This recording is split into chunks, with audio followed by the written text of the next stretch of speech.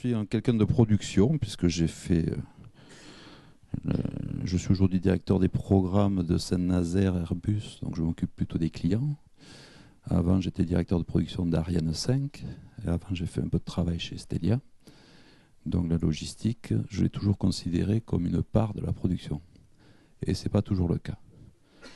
Et quand je vois certains de mes collègues qui construisent des bâtiments et après ils disent par où on fait passer les pièces et par où on fait passer les tronçons, ça arrive encore, chez Airbus en général. Donc c'est vrai que c'est un vrai souci. Et la logistique, quand on parle de production, on devrait, c'est-à-dire usine, production, on oublie trop souvent de dire que la logistique et la supply chain, c'est aussi de la production. Dans la production, c'est pas un truc à côté. Et ça reste aujourd'hui encore une maladie chez les producteurs. Alors que de questions aujourd'hui vous m'avez fait me poser, parce que je suis venu écouter beaucoup. Merci. J'ai noté plein de choses. J'ai noté que est-ce qu'on doit parler de logistique de futur ou de logistique digitale? Parce qu'on disait ce matin qu'on mettait du futur, ou cet après-midi on mettait du futur partout. Moi, j'aurais tendance à y mettre le mot digital, parce que je pense que c'est ça la vraie révolution qui arrive, et pas que dans la supply chain, parce qu'il y a plein de présentations, on aurait pu les appliquer à plein de choses. J'ai discuté avec des intervenants de l'IUT tout à l'heure qui me proposaient de venir visiter et faire venir leurs élèves. Et je leur ai dit, dépêchez-vous, parce que peut-être bientôt, il n'y aura plus personne à former avec le digital. Et vous l'avez dit tout à l'heure, un certain nombre d'entre vous, c'est dans quelques années, 40% des emplois, je crois, d'aujourd'hui auront disparu. Est-ce qu'il restera de la supply chain? C'est une question qu'on peut se poser. On a entendu parler ce matin de numérique, de digital. Il faut convaincre l'homme et il faut qu'il soit convaincu, qu'il ait confiance. Vous avez dit, madame? Est-ce qu'il faut qu'il le soit? C'est des grandes... Parce qu'on touche avec le digital, finalement, beaucoup de choses. Et cet après-midi... j'ai entendu parler par la start-up, je pense au départ Convargo. J'ai entendu un pitch. Et un pitch, ça nous amène avec jusqu'à la partie de chez Productis qui met un MES en place pour la logistique, effectivement. C'est quelque chose de très important. Et moi, je vais vous parler de bouchons tout à l'heure dans ce projet, puisque nous avons des bouchons en logistique. Effectivement, c'est un des problèmes qui va nous arriver avec les montées en cadence. Faut-il chercher l'innovation incrémentale ou l'innovation de disruption? Est-ce qu'on a le choix déjà? Parce que j'ai l'impression qu'avec toutes ces startups qu'il y a partout, et tous ces jeunes de la génération Y qui veulent réinventer le monde et pas seulement l'améliorer, changer le monde, ils disent. Et puis on va le faire vite, quitte à faire que 80%, mais on va le faire très vite. Alors que nous, on est plutôt habitués à faire 100% très bien. Bon, je laisse ça, comme on dirait, à votre réflexion. On a parlé de nouvelles technologies, nouvelles énergies, parce que il faut prendre ça en compte aussi dans la logistique. Il faut parler de risk management. Je suis le risk manager officer d'Airbus Saint-Nazaire. Tout métier confondu, pas celui de la supply chain, pas celui de la production, pas celui des achats, pas celui de la finance. Ce projet que je vais vous présenter, c'est le top risque de l'usine de Saint-Nazaire, dans les remontées que l'on fait et que je fais. Il y a quelques temps, c'était pour l'histoire de 350 de production, parce que les top risques, heureusement, petit à petit, on s'en occupe. Et ils sont de moins en moins top risques. C'est bien le but de faire de l'ERM, de l'entreprise risk management. Quand j'ai présenté, c'était le mois dernier, le trimestre dernier, le top risque pour la deuxième fois. Le top risque de Saint-Nazaire, c'était celui-là. Et il se trouve que hier, on a eu le budget pour le faire, sachant qu'on a déclaré ce top risque en juillet. Pour vous dire que pour une grande entreprise, on a déclaré pour un budget non prévu quelque chose top risque en juillet, on a eu le budget hier. Ça veut dire aussi que pour moi, le risk management, c'est surtout financier, puisque finalement, c'est aussi constituer des réserves pour protéger l'entreprise des aléas, en attendant de les mitiger. Mais si on ne peut pas, à un moment, il faut payer. Mais dans tous les cas, c'est mutualiser. Là aussi, on parle de mutualisation, les risques, pour pas que chacun cumule les frais associés à ces risques. Voilà, donc à partir de là, il ne faut pas que la logistique se reste le parent pauvre de la production, et qu'effectivement, et puis moi, c'est vrai que en tant que producteur, j'essaye de me tenir un peu au courant de ce qui se passe ou d'essayer de réfléchir un peu parfois. On en parlait tout à l'heure aussi avec les gens de DNCA et de l'IUT pour dire qu'il faut absolument aussi essayer d'anticiper et comprendre ce qui se passe. Moi, je ne vais pas vous faire... Si, je vais vous le faire. C'est-à-dire que il faut se méfier. Enfin, moi, j'ai lu deux excellents livres dernièrement, et notamment le premier, je l'ai lu grâce à IDEA Logistique. Parce qu'IDEA Logistique, il y a 6 ou 12 mois, a présenté sa stratégie, ça devait être la carrière, ou quelque chose comme ça, certains blés. Je ne sais pas si vous étiez. Cet homme d'entre vous, il y avait Gilles Babinet qui est venu intervenir. Et il présentait finalement son livre sur transformation digitale, l'avènement des plateformes, des data, des licornes et des nouveaux barbares, ou quelque chose comme ça. Ça m'a tellement passionné que je suis allé acheter le livre. Et j'ai dit à Delarose, j'ai dit waouh. Parce que finalement, IDEA, ils ont dit quoi? Ils ont dit dans quelques années, on sait qu'on n'aura plus de chauffeurs. Bon, il y a deux options, on attend ou on s'en occupe. Et petit à petit, on va les transformer peut-être sur d'autres métiers pour accompagner. C'est exactement tout ce que disait tout à l'heure Madame Lamé. Et vous dites, waouh, s'ils n'ont plus de chauffeurs, il va bien falloir qu'ils rentrent dans l'usine. Hein. Et il va falloir qu'ils rentrent dans l'usine sans chauffeur. Voilà. Donc c'est vrai que ça a perturbé. Bon après, je suis... Donc ça c'est quelque chose, sincèrement, ça m'a interpellé parce que c'est demain. C'est que je discutais le jour avec des amis à table, ils m'ont dit, les véhicules, à peu près de mon âge, les véhicules sans chauffeur, on les verra pas, de toute façon, nous on est trop vieux. J'ai dit, vous rigolez ou quoi? Il y a peut-être des choses qu'on verra pas, que ce soit nos enfants, mais ça, je pense qu'on va le voir. Ça va très vite. Les camions sans chauffeur, vous avez vu le dernier qui a été sorti par Elon Musk. Moi j'étais dans les fusées avant, donc j'ai vu arriver aussi Elon Musk et SpaceX. Hein. Quand vous produisez Ariane 5, ça fait mal, SpaceX. Hein. Bon, après, on est obligé de faire Ariane 6, maintenant ça va mieux. Mais heureusement, mais on a réagi. Par contre, Ariane 5, fiabilité. En passant, 82e tir sans échec. Bon. Par contre, Elon Musk, qui se permet d'en faire péter de temps en temps, bon, ça fait partie des... On revient à l'histoire tout à l'heure, hein, 80% qui marchent. Hein. Bon, tant que ce sont que des satellites. Est-ce qu'on acceptera demain, dans le cadre de la génération Y, de tester avec 80% de chances de réussite un avion sans pilote? Puis s'il y en a 20%, on prend. Et toutes les chaînes d'infos se tairont, puisque ça sera normal.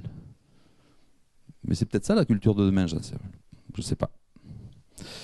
Donc l'autre livre qui m'a interpellé, c'est Homo Deus, hein, de Harari, sur lequel on nous explique, on nous rappelle que la masse humaine ou comment ça s'appelle, la masse des êtres humains, bon, on a une utilité économique pour la guerre à une époque, parce qu'il fallait des soldats, après une utilité économique pour l'industrie, parce qu'il fallait des bras.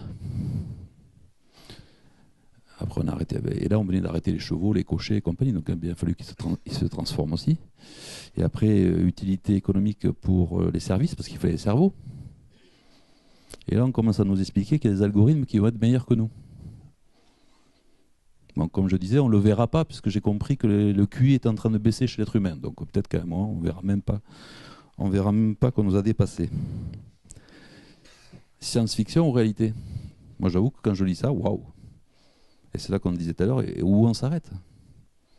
Où on s'arrête? Est-ce qu'on s'arrête? Est-ce qu'on s'arrêtera? Pensons à nos enfants. Moi, je pense qu'on est bon, pour nous, mais eux... Alors ce projet, pour terminer, parce que je participe aussi un peu à l'effort de la journée sur la logistique, Plan Major Flows 4.0. Alors des aides comme Saint-Nazaire, plantes comme usine, les flux majeurs de l'usine 4.0. Vous voyez que tous les avions, puis vous voyez ce qu'on fabrique, il manque la 350 sur celui-là. Mais déjà, on cherche toujours à fabriquer d'abord la qualité, ensuite le temps, ensuite le coût. Bon, sachant qu'il faut tout, mais dans l'ordre, dans cet ordre-là. Et puis vous avez du Blue 5, c'est plutôt l'environnement. On a parlé tout à l'heure qu'il fallait faire de la supply avec de l'environnement. Et on a parlé qu'il fallait faire du numérique. Et Quantum, c'est le projet de digitalisation du groupe Airbus. Et au milieu, il y a le flow. Alors, on aurait pu écrire supply chain interne.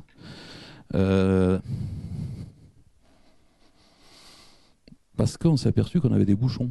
C'est-à-dire qu'à force de produire des avions, et comme nos amis, et que j'en fais partie du crime, les amis producteurs, quand on a des choses à faire, on les fait bien, on fait un bâtiment, on met des outillages, on pense à peu près au flux dans le bâtiment, on met des robots, des compagnons, etc., etc., etc.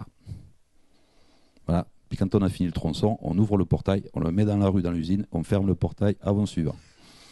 Par contre, ce qui se passe derrière le portail, Ça, c'est le final de la chaîne. Après, on a l'autre côté, on a une super logistique, super supply chain, qui amène toutes les choses de façon organisée, mondialisée, etc., jusqu'au hub ouest. Sincèrement, ça progresse tous les jours et je trouve qu'il y a eu des sacrés efforts de fait ces dernières années. Et après, on arrive dans l'usine, on passe le portail. Et là, globalement, les IDA, DAER, ENCO se débrouillent. Et au milieu de ça, donc on a plutôt des budgets quand il faut faire des bâtiments pour les cadences, on a plutôt des budgets pour développer la supply, on a plutôt des budgets pour s'occuper de mettre des routes, parce que quand on crée une usine, on met du bitume pour rouler dessus. Mais ce qui se passe sur les routes dans une usine, finalement, on ne s'en était jamais occupé. Mais ça passait. Et là, on a fait des simulations, donc parce qu'on a fait des simulations de flux dans l'usine, des tronçons, parce qu'un tronçon, ça se déplace d'un bâtiment à l'autre. Eh bien, j'ai failli racheter les portiques EcoMove. C'est une première solution, parce que quelque part, on veut essayer de faire payer le passage sur les routes de l'usine par le tronçon, le programme qui utilise la route, puisqu'on cherche aujourd'hui à se faire budgéter ce projet. Bien sûr, aucun programme veut payer en disant c'est pas moi, c'est l'autre. On a vu tout à l'heure qu'il y avait des routes qui étaient encombrées, le premier qui arrive, il doit passer. Ben là, c'est pareil. Je suis à 350, poussez-vous, c'est moi qui suis moderne, donc c'est moi. Je suis là à 320, j'en fais 3 par jour, donc c'est moi. Puis ils se rencontrent parfois au milieu avec les transporteurs. Qui doit payer? Personne n'a prévu de budget. Bon voilà, donc c'est pour ça qu'on a dit qu'il y a un gros risque, et en plus on a simulé qu'en 2019 on aurait des bouchons. Donc à partir de là, on a lancé un projet qui part finalement de l'ERM, du risk management. Parce qu'en fait, ce que je vous présente en bas à gauche, c'est les feuilles ou c'est les fiches, je sais pas, les slides, les fichiers Airbus avec du rouge, c'est quand vous déclarez un risque dans le système. Et on a déclaré donc ce top risque. Et puis on est allé jusqu'à dire, quitte à s'en occuper, on va peut-être essayer d'aller jusqu'en 2030 ou en 2035. C'est-à-dire, quitte à faire aujourd'hui une nouvelle route, autant la prévoir pour des bus autonomes électriques dans l'usine. C'est-à-dire, quelle dimension ils auront ces gens-là? Bon, je caricature, mais c'est de dire, si aujourd'hui un bus il fait 2 mètres et celui électrique il fait 3 mètres, autant faire tout de suite, quitte à refaire une route, faisons-la à 3 mètres. Si on a une idée aujourd'hui à peu près, on a une chance de gagner. Après, on perdra peut-être, mais si on n'y pense pas, on perdra à tous les coups. Donc, on est parti par là. Donc, vous voyez, il y a deux stades du projet. Le premier, c'est dérisquer. C'est-à-dire qu'il faut absolument qu'on livre notamment toutes les montées en cadence qu'on va avoir d'ici 2020 avec la montée en cadence, parce qu'aujourd'hui, on monte à 63 et demain, on peut monter jusqu'à 70 à 320 par mois. Plus vous y rajoutez une dizaine d'A350 et quelques A380 et 400M à 330, ça fait quelques avions. Et donc c'est vrai qu'on a un simulant, on s'aperçoit que pour arriver tout ça au Beluga ou au port, les statistiques faisaient qu'il y en a qui attendraient. Ou le Beluga attendra. Non, il n'attendra pas. Le bateau attendra, il n'attendra pas. Il faudra y être. Voilà. Donc c'est tous ces gros tronçons qu'on prend dans l'usine qui, comment dire, on s'est aperçu que ça irait pas. Donc à partir de là, on a vu qu'en plus au milieu de ces tronçons, on avait des voitures, des vélos, des golfettes, des camionnettes, des piétons. Tout ça vivait bien quand on était à cadence normale. Tout ça vivra moins bien quand il y aura tout le monde. Donc en plus, on va en profiter pour sécuriser, externaliser les voitures. Donc on va interdire, on va spécialiser l'allée centrale de l'usine pour en faire une allée industrielle. Il n'y aura que de l'industriel. Et tous les autres ailleurs. Donc on va faire une route périphérique pour le faire, etc. Mais on va privilégier, donc on va sortir de la route où il y aura des bouchons, des gens, pour faire moins de flux et que ce soit l'industrie qui soit privilégiée. Donc ça va être les choses qu'on va faire en urgence. On a commencé d'ailleurs sur nos propres deniers cet été parce qu'il y avait des choses qui étaient urgentes, parce qu'on a aussi des piétons, des vélos, enfin, il y a du monde. Donc on en profite aussi pour améliorer la sécurité des personnes et garantir la capacité industrielle du site à 2019. Mais vous voyez qu'on s'est déjà projeté pour dire, tiens, tant qu'on y est, et si on rêvait d'une usine avec 0 véhicule personnel sur l'axe industriel, 0 rejet de CO2 lié à notre supply chain, à nos mouvements sur le site, la production au sens à ces déplacements sur les routes, et 0 chauffeur dans les véhicules pour accueillir IDEA.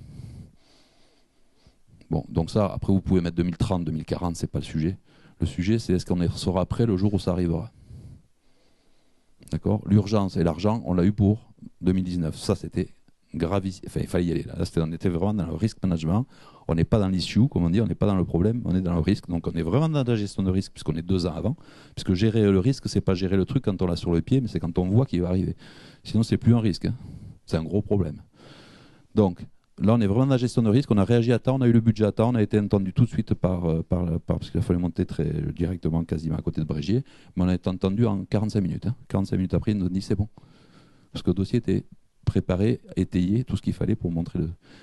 Et après, on nous a dit, bon, après, on verra, vous rêvez. On a dit, oui, on rêve, mais comme on sait qu'il y a qu'un tout, on va y aller, mais moins pressé, on va monter autre chose en parallèle.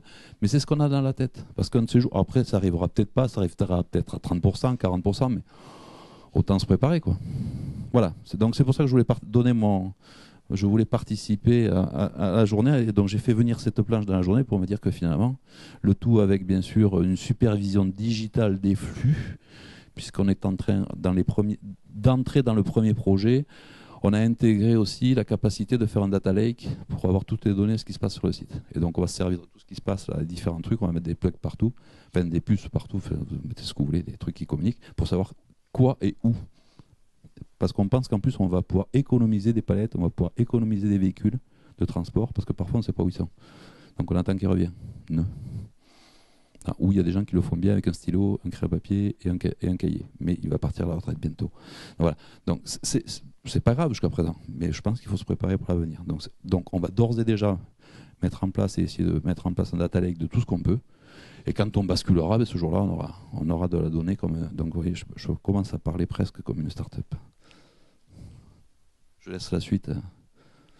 Voilà, merci en tout cas pour tout ce que j'ai entendu aujourd'hui, parce que c'était passionnant et ça n'a fait que me conforter sur le fait qu'il fallait s'en occuper. Je vais vous proposer de conclure avec quelques éléments plus pour vous dire, est-ce qu'on a passé une bonne journée? Est-ce que la journée a rempli ses objectifs? Et surtout, au-delà d'avoir fait un événement, l'idée c'est qu'est-ce que nous en faisons demain? Donc je vais essayer de traiter rapidement une conclusion, autant c'est là. Genre, objectif de la journée, je vous ai expliqué ce matin que quand on a lancé cette journée, l'idée c'était déjà de développer un événement supply chain en région et d'autre part de mettre en perspective la supply chain de l'industrie du futur. Résultat, donc, ce qu'on peut dire aujourd'hui clairement, c'est qu'une excellente qualité des intervenants et des interventions, une grande diversité des démonstrateurs également présentés, un nombre de participants qui est important, même en fin de journée, après une longue journée depuis ce matin. Donc, on a quand même beaucoup de monde qui est resté jusqu'au bout. Des thèmes très riches, très variés, très transverses et une mobilisation importante des acteurs territoriaux. Donc, je pense, je ne sais pas si c'est votre avis, je pense qu'on a réussi notre journée et je pense que c'est une bonne première étape pour implémenter de la supply chain du futur en région. Donc, merci à tous. Ensuite, rapidement, les remerciements. C'est l'instant des remerciements. Tout d'abord, je remercie Technocoup de Océan. Il n'y a personne ici, mais on les remercie. On leur a donné des sueurs froides. À un moment donné, on a voulu rentrer des outillages de 2,50 m de haut qui ne passaient pas dans la porte. Après, on a voulu faire voler des drones, mais de grande taille, pas les petits drones que vous avez voulu. Bon, ils ont été agiles, ils étaient patients, ils ont accepté quand même. Donc, on les remercie de nous avoir accueillis. Je remercie Jean-Philippe, Supply Chain Magazine, qui, lui, de son côté, était également particulièrement agile, parce que je sais que tu as couru pas mal après les intervenants pour échanger avec eux, pour préparer les tables rondes, ce qui n'est pas toujours facile, chacun ayant ses propres activités professionnelles. Donc, merci beaucoup.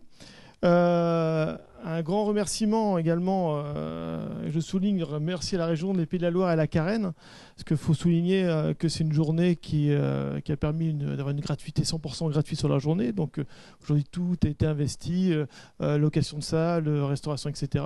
Donc là, le film, donc merci aux financeurs qui suivent et qui s'intéressent très fortement à la logistique et à la supply chain. Et je renouvelle également, si vous avez des projets, de réfléchir aux supports régionaux qui permettent de financer vos projets autour de la supply. Donc notamment la région est en attente de projets logistiques à financer. Je remercie également tous les réseaux qui ont diffusé l'invitation et je remercie surtout tous les participants à cette journée.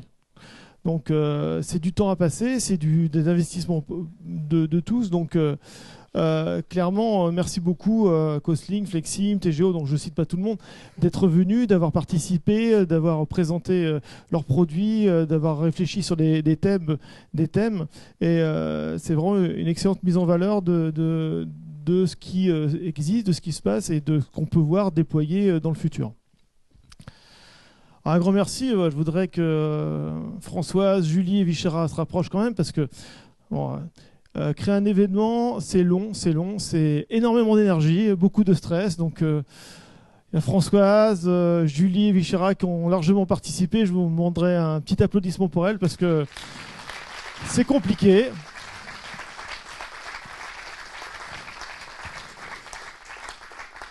Elles ont un chef qui est un peu chiant parce qu'il a une idée, le lendemain il en a une deuxième, le surlendemain une troisième, puis ça dure jusqu'à l'avant-veille de réaliser. Donc il faut être efficace, donc c'est pas facile, merci et désolé. Donc et là c'est clairement les femmes au cœur des enjeux pour aujourd'hui, hein. C'était elles qui ont porté les enjeux de la journée. Donc et un énorme remerciement à vous tous qui êtes venus, qui avoir participé à cette journée. Donc faire des conférences, c'est du temps, mais c'est surtout valorisant quand il y a du retour et vous venez, vous participez, vous vous intéressez.